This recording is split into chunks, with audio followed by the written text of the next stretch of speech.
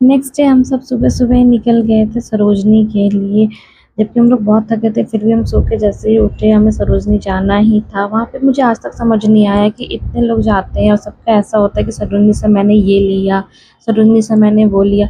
मैं जब भी जाती हूँ और मुझे कभी भी कुछ भी नहीं मिलता है, मुझे समझ ही नहीं आता मैं क्या लूँ, मुझे कुछ पसंद ही नहीं आता।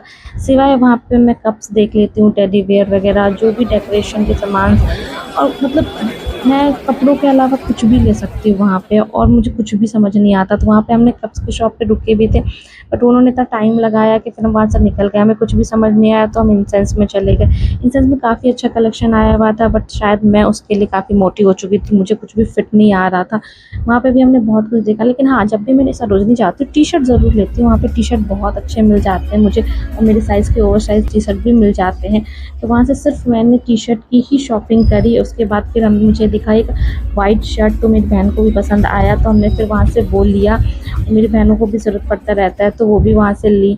फिर हमने थोड़ा बहुत इयररिंग्स वगैरह की शॉपिंग करी, और रात का हमारा प्लान था इंडिया गेट जाने का, जो कि हमने इस बेवकूफ़ को दिया था कैब बुक करने के लिए, और फिर हमें कैब ने आधी रात से छोड़ दिया, हमें पैदल जाना पड़ा।